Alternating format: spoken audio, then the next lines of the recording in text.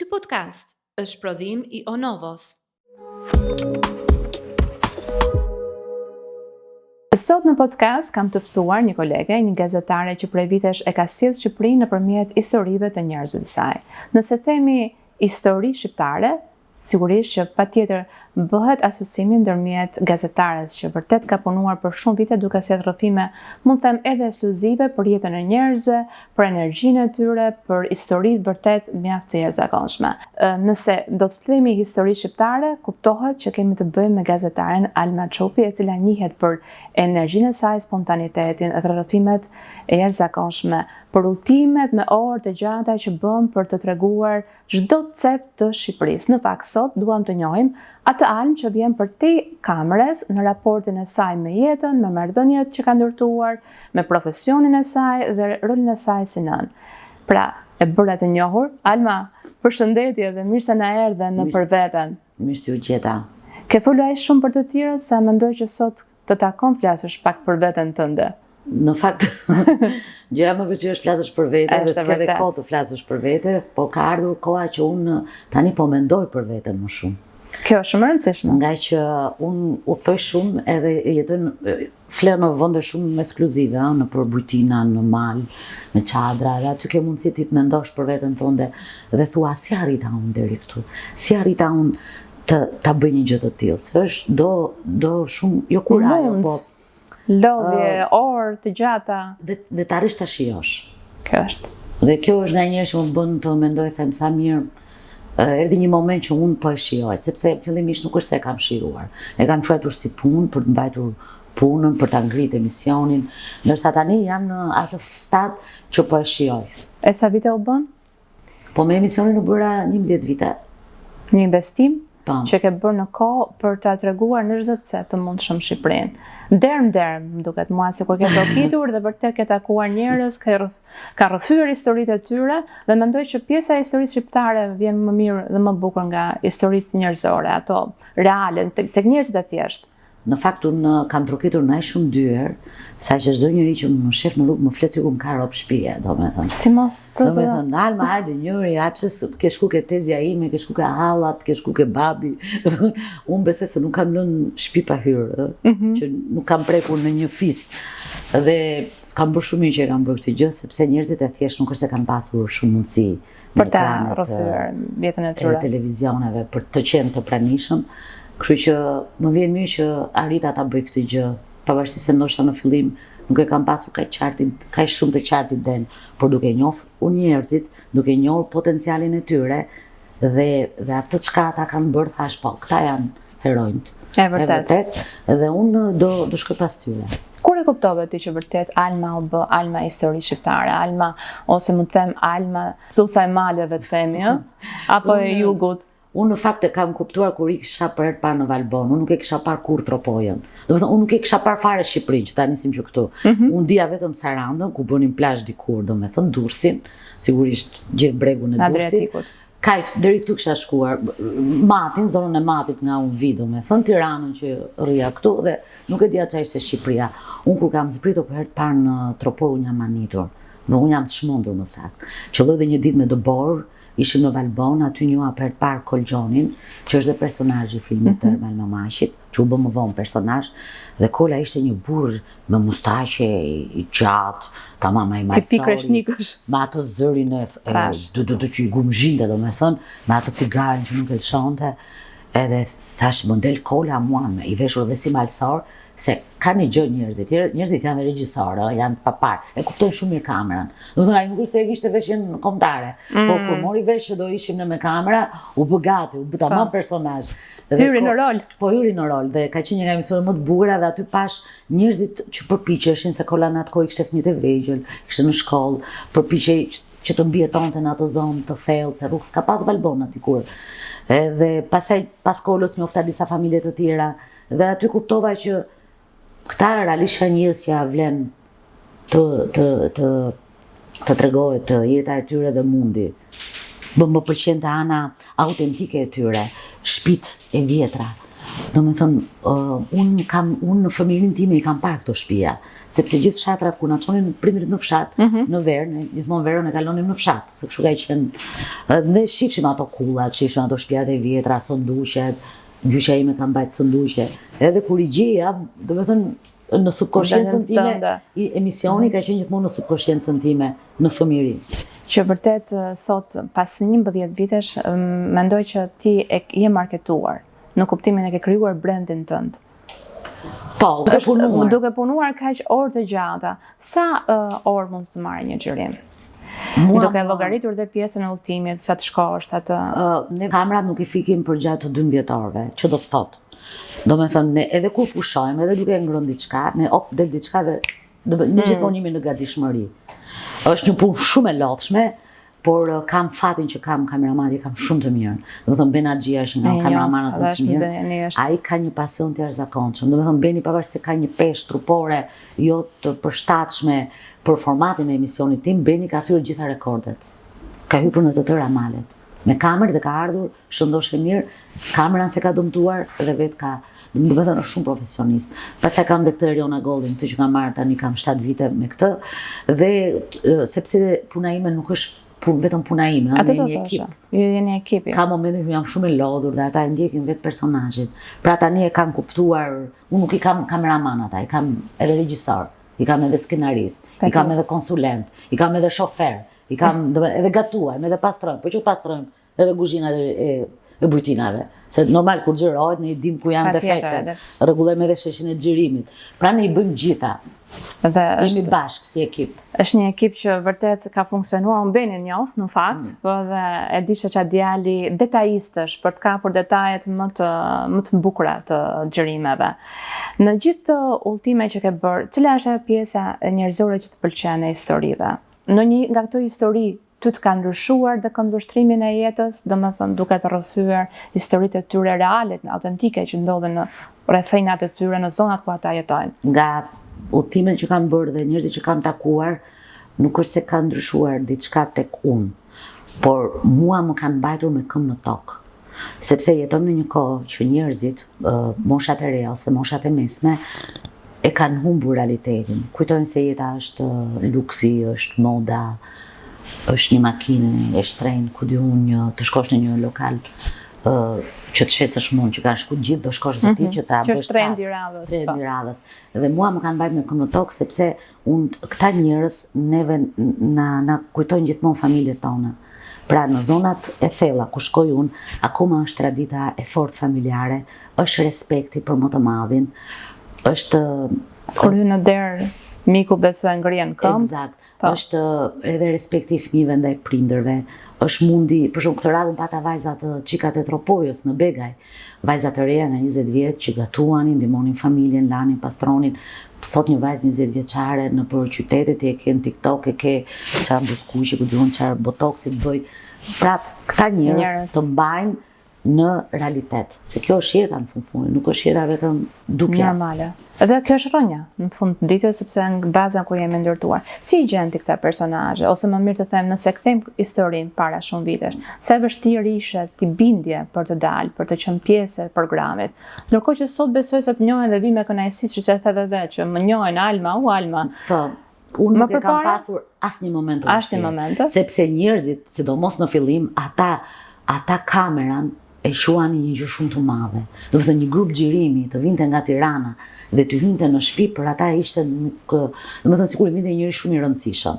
Tani kjo gjë është zbehur për hir të vërtetës. Tani mua më mban emri dhe respekti që ata kanë për punën tonë. Sepse tani shkojnë një numër i madh gazetarësh, disa edhe i kanë vënë në lojë, sepse shkolla ti vësh njerëzit në lojë. Është për varfëri që sepse varet si e shikon gjë. Një gazetar atë gjë shikon varfëri, ndërsa unë e shikoj pasuri, varet si e shikon. Dhe këndvështrimi i gazetarëve për të njëjtin shesh xhirimi bën që edhe kjo puna jon të humbi atë vlerën dhe të bëhet sa për të kaluar radhën. Nuk është mirë që të bëhet sa për të kaluar radhën profesioni i gazetarisë, sepse ne kemi në dorë t'i bëjmë ata njerëz dhe kemi në dorë edhe të frymëzojmë të tjerë. Se në fundit ky është misioni i gazetarisë. Por për fat të keq nga njëherë fshatin e përdorin dhe si mod, edhe për bërë bujë. Dhe kjo është shumë e gabuar. Ju mendon ti, po në përgjithësi vjet re një tendencë viteve të fundit që jetesa më e mirë është në fshat. Zëre se nuk di e kjo përpara. Po aty. Jo, dakor, po e përdorin më shumë, nuk është se e shijojnë. E përdorin më shumë për të bërë skup. Do me thënë, fshati duhet të dish ta shijosh dhe duhet të dish të ta jetosh atë pjesë. Edhe njerëzit të dish të kontribuosh për atë pjesë, po patjetër. Në lidhje me raportet e tua të mëvonshme, nëse do mendonim që ti vetë si do e shikoje jetën pas vitesh, do me thënë dhe ishe përsëri një vajzë metropolit e cila do jetoje këtu, apo duke qenë se ke shëtitur shumë do pëlqeje të afroheshe afër malit, apo fushës, apo fshatit të them? Ëndra ime është gjithmonë që unë të jetoj diku larg metropolit, do me thënë. Edhe gjithmonë kam pasur ndër të blej një shtëpi diku në një zonë, po praktikisht është e pamundur për momentin. E para për angazhimet e mia, por fshati ka shumë probleme me infrastrukturën, duhet të përballesh me shumë gjëra që ti nuk ke as kohë dhe nuk ke as nerva. Domethënë njerëzit që kanë ndërtuar butina nëpër fshatra apo restorante, realisht janë heronj, sepse mungon energjia, mungon rruga, ku diun, uji i pishëm ka probleme, do të thonë janë shumë gjëra që bëhen bashkë, edhe duhet të kesh një durim shumë të fortë. Dhe duhet të jesh autokton i atij vendi që ta përballosh. Jo të shkosh i ardhur. Një përsëri e ardhur. Cili ka qenë episodi për ty më i vështirë? Episodi më i vështirë ka qenë kur jemi ngjitur në malin e Jezercës. Në fakt unë nuk e dija çfarë është mali dhe shumë male unë kam ngjitur pa e ditur se çfarë po bëj. Edhe shumë që e kam bërë se kam nxjerr puntata shumë bukura. Tani që e di malin jam kam filluar të tromben pak. Mali është një gjë e bukur, por që duhet ti përkulesh mali dhe duhet të dish të thuash jo. Sepse mali të merr dhe jetën. Dhe kështu ka ndodhur. Edhe me turistë, edhe me alpinistë të Zot. Ne kemi qenë duke u ngjitur nga thethi në malin e Jezercës edhe na ka zënë një furtunë shumë e madhe. Jezerca është një mal shumë i vështirë, shkalla e vështirësisë është 4 që quhet për alpinistët. Do të thonë ka shumë humnera, shtegur si shteg 10, duhet të jesh majt gishtave, ndërkohë ne me vegla. Do të thonë aty kemi rrezikuar shumë, disa u aksidentuan, disa djem, se ishim dhe me grup të rinj, ne të tre shpëtuam. Dhe na ka dhënë një fortunë pastaj në çadra dhe jemi kthyer të lagur të gjithë, kamerat që i futëm shpejt te stani, se gjithë problemi ishin kamerat. Ne nuk mendojmë asnjëherë për veten. Ne mendojmë mjetet e punës janë mjetet e punës. Xhirimet që kemi brenda. Ai ka qenë edhe Kondrevica, është mal shumë i vështirë, që i bie ani nga zona e Nivicës. Mendon ti ndonjëherë të botosh në një libër, të shkruash një libër me gjithë këto episode kaq të bukura, me rrëfime, me histori njerëzore, me bukurinë natyrore të Shqipërisë që ke prekur? E kam menduar në fakt, mirë është që njeriu të shkruaj edhe të lexojë para se të shkruaj. Jo, ajo që më pëlqeu që në fillim të bisedës sonë ishte që unë kam filluar të mendoj.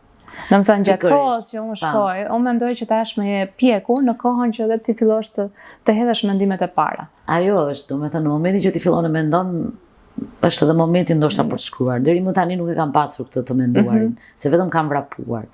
Tani, nga që është pjekur dhe emisioni, edhe stafi është pjekur, se ka të bëj shumë edhe stafi, ne kemi vite me njëri tjetrin dhe kemi filluar ta kuptojmë. Se kjo është një punë që bëhet me një staf shumë të vogël në raport me punën që bëhet. Se si logjik, emisioni duhet kishte regjisor, skenarist, organizator, ti e di vetë. Patjetër, koordinatorin e grupit. Ne kemi bërë gjitha vetë. Që nga hamalli besoj deri te pjesa gazetare. Po, gjitha jemi për në Guinness, plus të prodhojmë dhe çdo javë, domethënë, prodhoj çdo javë 1 minutash, 45 minuta. Kështu që është koha e të mendoj, mirë është që njeriu të mendojë një herë dhe pastaj të shkruaj. Nuk e di nëse do shkruaj ndonjëherë në ndonjë libër, sepse nuk është se kam kohë, se nuk dua të kem kohë. Dua vetëm të thoj, jo. Do vetëm të udhëtosh. Më duket se e ke zgjeruar kufirin, tashmë ke dalë edhe jashtë Shqipërisë, në të gjitha ato vende ku ti gjen shqiptar të suksesshëm, histori suksesi. Po, sepse neve jemi 3 milion, 4 milion banor, le ta themi, në Shqipëri. Por janë me miliona të tjerë që jetojnë jashtë dhe që duan vëmendje. Unë realisht po të kisha mundësi financiare, do i kisha ndihmë, se është edhe mundësia financiare për të ndenjur edhe për të shkuar. Dhe historitë e tyre janë fantastike, kanë nisur si emigrant, kanë ikur në forma të ndryshme, sot janë pronar. Shqiptarët sot, paktën në Evropë, po jo vetëm në Evropë, edhe në kontinentet të tjera e kanë nisur si emigrant dhe sot janë pronar biznesesh. Dhe historia e tyre është fantastike. Nëse do kemi mundësi, nuk mbarojnë kurrë, se janë me miliona. Janë miliona. Kurse sa njerëz ke njohur në jetë? Shumë. Shumë dhe mendoj që secili të ka sjell të të ka formuar deri diku në personalitetin tënd, në karakterin tënd, edhe për të ndryshuar ndonjëherë ndonjë gjë që neve gjatë ditës për shkak të ngarkesës së punës që kemi, edhe e çdojmë. Por jam e sigurt që ty të ka ndihmuar kjo pjesë për të formuar, patjetër që karakterin e ke patur, por kjo pjesa sikur e karakterizon edhe profilin e gazetarit, jo vetëm në këtë aspekt e them, jo vetëm në anën profesionale, por dhe anën njerëzore të tija. Bën shumë dubla, Alma? Dubla në terren stand-upet më shumë. Setupet, Stand-upet, 2-3 dubla, varet njerëz punon mikrofoni, njërë, domethënë drita. Por ka ndodhur ndonjëherë që gjatë xhirimeve të keni vajtur dhe jeni përballë montazhit dhe vërtet nuk keni xhiruar gjë ose për shkak ka ndodhur zëri s'ka qenë sinkron me figurën? Jo, kemi pasur vetëm momente, fragmente, nuk ndodh 10 minuta të gjithë, po ne kemi 15 orë xhirime për një emision. Janë shumë. Do me thënë 10 minuta nësë na prish punë. Po. Se me regjinë në montazh dhe manipulon. Mund ta manipulosh, është e vërtet. Pyetja Shqipëria e Veriut apo Shqipëria e Jugut? Shqipëria është një lloj, nuk ka. Nuk e. Ja, unë bile kam gjetë të njëjtat receta. Vërtet? Të njëjtat receta, po. Do të Flia e tropojës, që e njohin gjithë. Ose kuksi që shkojmë te palamiku i përmetit, është e njëjta gjë. Është e njëjta gjë. Me saç, me atë brumin e holluar, që piqet, është e njëjta gjë. Domethënë unë kam gjetur të njëjtat receta, pothuajse në të gjithë territorin, vetëm se kam përcaktime të ndryshme. Në emra, besoj. Në emra, po. Emra. Pak a shumë është e njëjta gjë. Të ka ndodhur ndonjëherë që për shkak të emisionit që bësh sikur vërtet ajo nuk ka pëlqyer gatimin, po je dashur të thuash që po më pëlqeu. Sigurisht. Sepse ato gjëra që gatuhen për emisionin në përgjithësi janë të pangrëndshme. Sepse ne gatuajmë në mënyrë rekorde, kupton. Që të marrësh punë xhirimi. Ne nuk do të presim 4 orë flinë, kupton. Themi asaj bëj gjys flie. Domethënë vetëm peta e fundit, domethënë kemi dhe sajesa, sa ashtu do dinë të rinim 2 javë në tropoj për një emision. Se kemi këtë luks. Bota ashtu e bën, por nëse kemi këtë luks. Bota në përgjithësi, nëse gazetari profesionit tonë kësaj natyre, me sa staf punon? Po ata minimumi kanë 6 veta, minimumi, gjithmonë që lëvizin. Po dhe me pjesën backstage-in, me stafin e montazhit, me postproduksionin, dëgjoj ka emisione që kanë edhe për kolonë zanore, kanë dhe muzikantë, të mos shkojmë deri aty. Siç është Terra Inconnue në Francë, që bëhet pa emision prodhohet një herë në 6 muaj, një herë në 8 muaj, është një emision më i bukur. Ti ke promovuar Shqipërinë, kështu që nëse do të bëj një dokumentar për ty, një reportazh për ty, si mund ta titullonim? Si mund ta titullonim? Se di. Se di? A se lidh me pjesën e udhëtimeve, me pjesën e eksplorimit të Shqipërisë? Unë them që nëse do bëni një dokumentar për mua, ta titullonin Vajza që diti të mbijetoj të gjitha korave. Edhe këtu mund dalë. Është e bukur kjo. Shumë e bukur është. Edhe emocionale dhe e bukur dhe pse. Se më ka ndodhur isha në 2007 unë kam dalë një vit në Paris. Edhe bënim një rezume se bëra një kurs frëngjisht në Sorbonne. Edhe na kërkoni një rezume nga vendet tona. Se ishim nga gjitha vendet. Dhe i thash unë profesorit, thash unë kam Shqipëria ka kaluar komunizmin, 90-ta ndryshimi, 90 firmat piramidale, 97-ta, 98 augusti shtetit. Dhe kur e mbarova tha, sa vjeç je ti? Do me thënë, tani kaluam edhe koronën, kaluam edhe tërmetin, po kalojmë edhe luftën të këto që pundodhin. Jemi një brez që i kemi prekur të gjitha etapat e zhvillimit të një shoqërie. Ka ngelur vetëm një luftë të tretë botërore pa e parë. Prandaj them që kemi mbjetuar në gjitha korat. Dhe unë e kam parë Shqipërinë sepse një pjesë të fëmirisë time e kam kaluar në kohën e komunizmit, kur ishin ato probleme, mungesa ushqimit, tallonat, se ne ishim me tallona nëpër qytete, me 10 kokra ves për familje mbaj mend. Shkonim te radha Vajgurit, te radha Qumshtit, pastaj erdhi 90. Domethënë, i kemi, prandaj them vajza që mbjetojnë në të gjitha korat. Dhe këtë jetën që kam bërë unë, e kanë bërë gjithë brezim. Është vërtet. Se nuk ka qenë lehtë. Dhe sa vështirë ka qenë për ty, meqense e them bijetesën për të qenë një grua në gazetari? Në gazetari nuk ka qenë fare e vështirë. Bile kam dëgjuar shumë intervista jo para gjykime, jo s'na kanë lënë. Okej, ka qenë e vështirë për të marrë një postë drejtues. Po, mendoj që çdo etapë e jetës ka faza, do të them që për të arritur deri tek shefi i madh apo kryeredaktori, patjetër të kaloj disa terrenin, si gazetar, pasat kalosh në redaksi, do me thënë nuk mund të pretendosh me një herë, këtu e kisha. Dakord, por unë mendoj që nuk kam pas fat se unë kam filluar te gazeta Albania fillimisht, me Ulli Rakipin, pastaj kam punu për Free Europe Radio për radion amerikane, kam bërë 2 botime librash për mbrojtjen e personave me aftësi të kufizuar edhe për vajzat e trafikuara, kemi bërë një projekt shumë mirë me ambasadën amerikane. Do me thënë, unë kam punuar në drejtim të gazetarisë dhe në këtë drejtim mua nuk është se më shpenguar. Përkundrazi, kur ti punon me profesionalizëm, çdo probleme shket në staf në media, nuk të pengon njëri. Pastaj për postë drejtuese kjo është tjetër gjë. Postë drejtues mund marrë edhe njëri që s'di të bëj 2 rreshta të shkruaj. Dhe kjo ndodh rëndom në Shqipëri, sepse postë drejtues ka të bëjë më shumë me njerëz që më shumë çojnë thashë theme, ku di unë janë në për tavolina, në për darka, duke pirë verë, unë nuk e kam këtë kohë të shpenzoj me pronarin që të zej post drejtues. Më kupton, post drejtues nuk ka lidhje me profesionin. Kështu që unë, kur shoh në një drejtor apo redaktor, nuk them që ai ka qenë gazetar. Janë shumë arsye që bën. Sidomos në Shqipëri. Një gjë tjetër e ka që bukur, përveç ushqimit, historive njerëzore, bukurive që na ka falë Perëndia me Shqipërinë, mendoj që janë edhe kostumet popullore, që ti i ke prekur, E vërtet.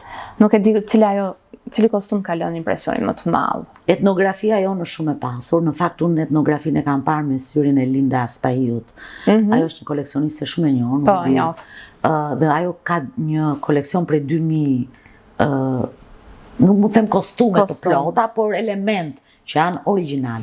Ajo më ka bërë mua të kuptoj fuqinë e kostumeve tona, të cilat kur gruaja ishte në një kostum, ishte realisht shumë e respektuar dhe një mbretëreshe vërtet.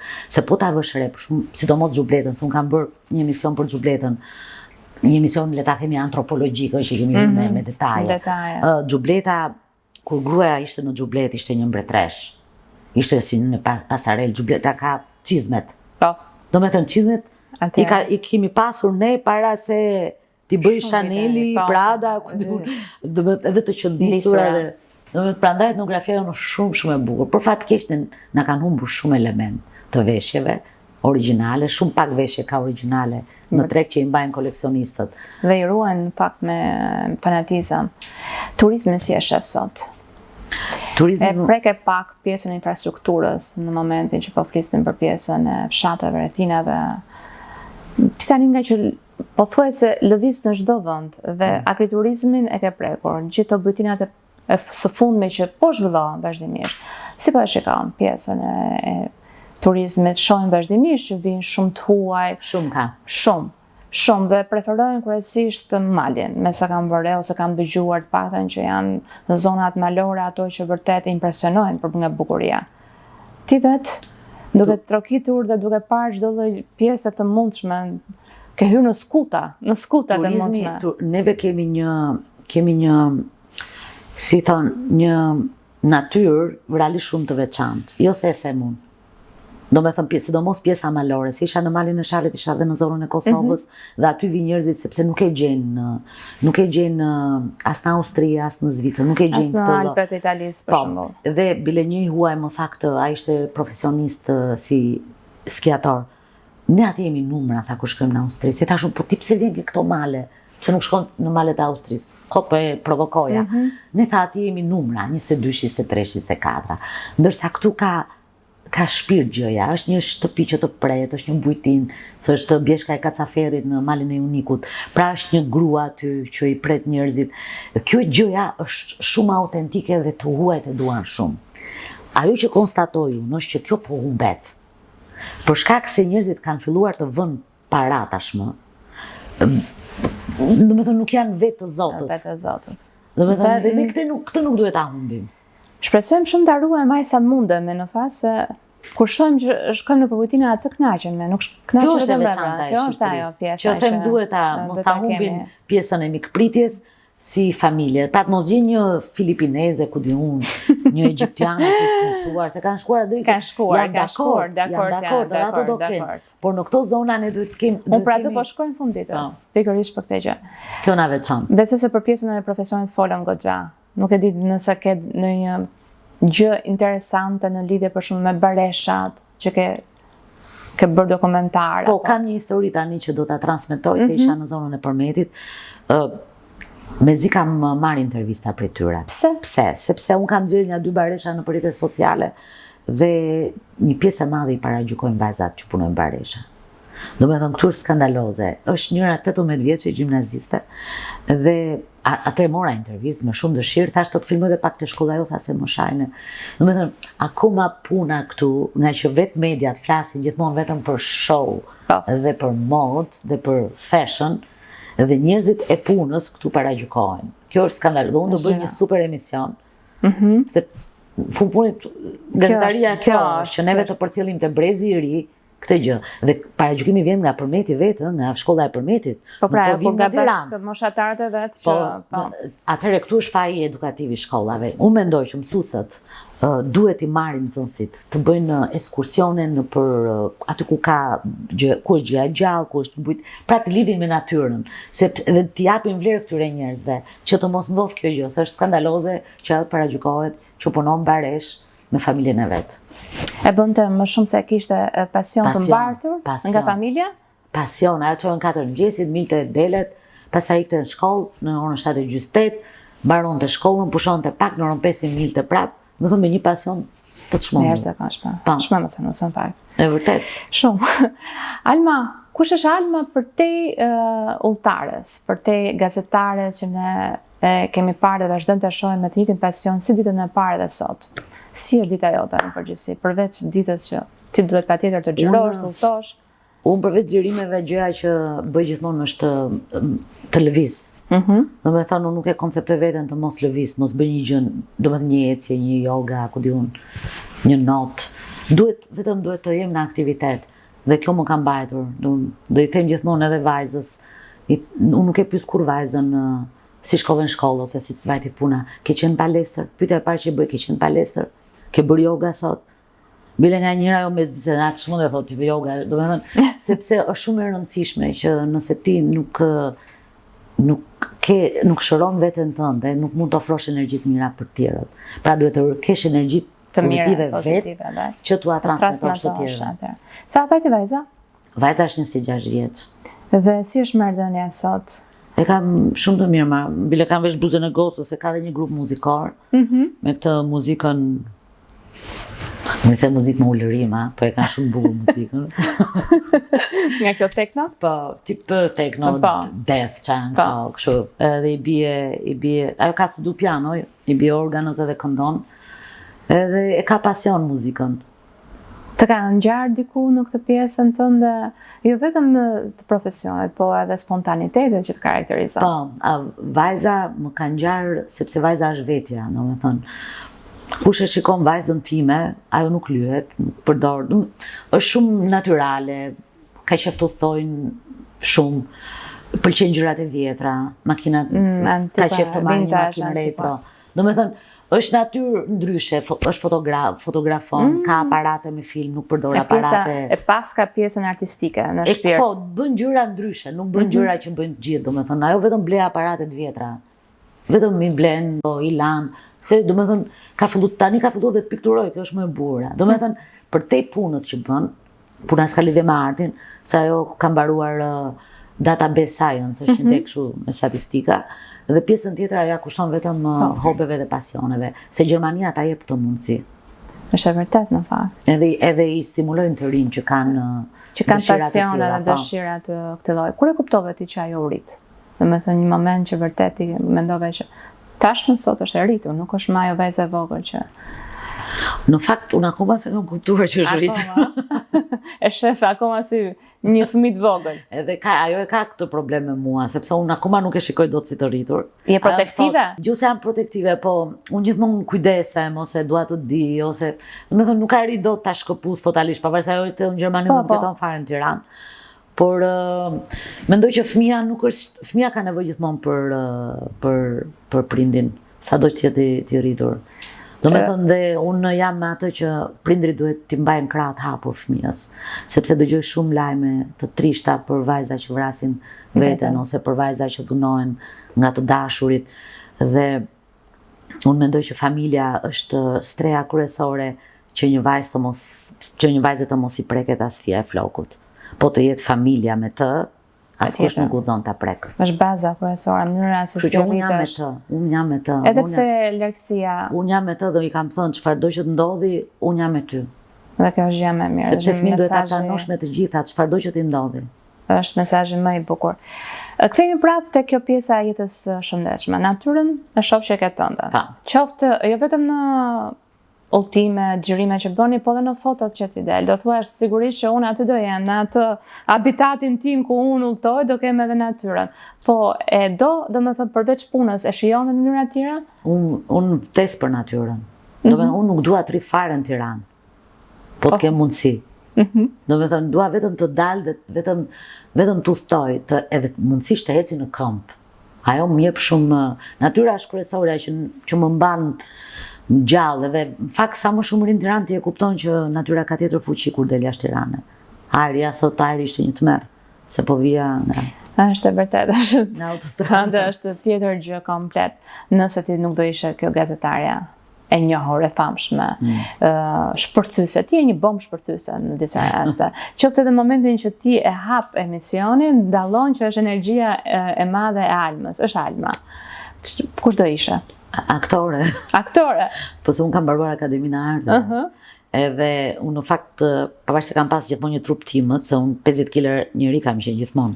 Tani kam shtuar 100 kg, po dhe ul. Prapë, shumë mirë. Se më morë më qaftë të tavolinat që ullet. Do të pyesen që s'ke qa bëndë, më ndohash. Edhe mbaj mund në Akademinë e Arteve kam thyer derën e studios. Kjo e qenë, isha në vitin e parë. Edhe na e mbante çelësin e derës një djalë nga Fieri. Po isha shumë çapraza ai. Dhe nuk na lindte të bënim prova. Po unë kam qenë shumë e rregullt në shkollë. Bëja vrapin, bëja ushtrimet e diafragmës. Po, për fremarjen. Ushtrimet e ishin shumë gjëra. Dhe i bëja kështu me pikmëri. Dhe ai nuk na hapte derën. Dhe thoshe kur të vi unë do futeni dhe ju. Domethënë donte të vinte atë. Po, beton e tij, po. E kishte këtë. Edhe unë me një shkelm, ato studiot e Akademisë së Arteve janë të dyrë të mëdha, nëse e keni parasysh. Edhe unë me një shkelm, unë e kam hapur derën. Dhe Niko Kanxheri, profesori im, mbledhi kush ka shkryer derën. Unë i thash. Dhe ai tha, kisha bërë gati, tha të dënoja shumë rënd, por fakti që e ke thyer ti, duhet ke qenë një gjë shumë e rëndë, sepse ti ka mundësi ta thyesh derën. Domethënë gjithë energjia ime, aty kam kuptuar, nuk e di karaten, nëse e njihni karaten, kur përqendrohet gjithë forca në ekuilibri. Unë gjithë forcën time e kisha përqendruar tek këmba. Domethënë se ishte e pamundur teknikisht, po ta bëja në një moment më të qetë ose ta bënim si lojë dhe hapësh do derën zgjatë. Domethënë kaq energji kam brenda vetes dhe kur e përqendroj në një pikë, është ajo që thua ti për dhe shpotova pa dënim. Po normale. Nuk ishte e pabesueshme që e kisha thyer unë derën. Por nuk kanë ftuar në këto filmat e fundit që bëhen vazhdimisht të qenë një aktor episodike? Apo s'do pranoje? Jo, dhe mund pranoja, po s'më ka ftuar njëri. S'të ka ftuar njëri. Në raportin me këto ndërhyrjet e famshme që dëgjojmë vazhdimisht, te personazhet e njohur, por edhe te personazhet e banjohur që bëhen me botoxe, fillera, me këto gjëra, për mirëmbajtjen tënde. Je pro, je kundra? Sigurisht që jam pra. Sigurisht jam pra. Sot çdo grua, çdo edhe djem që vetëm gratë po dhe burrat duhet ta mbajnë veten, dhe është shumë mirë që kanë duhet bërë të kontrolluara, duhet të bëhen me masë, sepse unë shikoj vajza të reja që bëjnë botox. Kjo për mua është e papranueshme.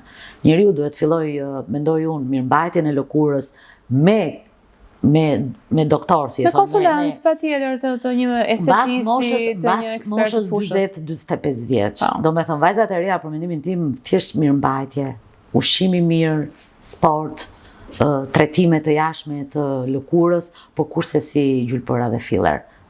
Për mua, ky fenomen këtu është shumë i dukshëm dhe po bëhet masiv. Them po bëhet masiv se nuk po bëhet vetëm nga njerëzit që dalin televizor. Jo, prandaj të përmenda që nuk ka lidhje vetëm me personazhet e njohur, apo njerëzit që dalin në ekran. Nuk mendoj që kjo është për mua është e gabuar. Deri në moshën 40-45 vjeç asnjë vajzë nuk ka nevojë për ndërhyrje të thella.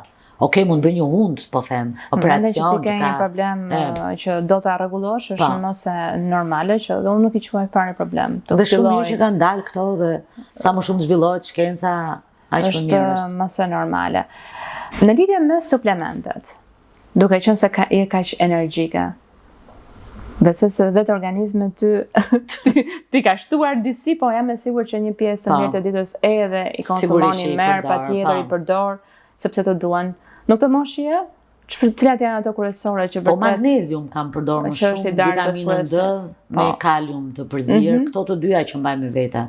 Ndonjëherë marr vitaminë C, po këto kolagjenin sigurisht e kam përdor me periudha të pikërisht të pyeta pak sepse janë në shtëpinë e suplementeve, në Novo, ku kemi edhe kolagjenin e ri që ka ardhur nga Amerika, me peptide është vërtet shumë e mirë, është për lëkurën, për kockat, për thonjt, për flokët, për gjithçka. Kështu që të ndjesh akoma dhe më freskët dhe më bukur gjatë xhirimeve të tua.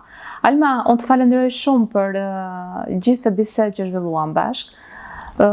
Më dhe një energji vërtet pozitive dhe ndoshta nuk është e bukur bëm shpërthyese, po unë të ndjej si një bateri që kur nuk ke për të shtëruar nga energjia që ti ke.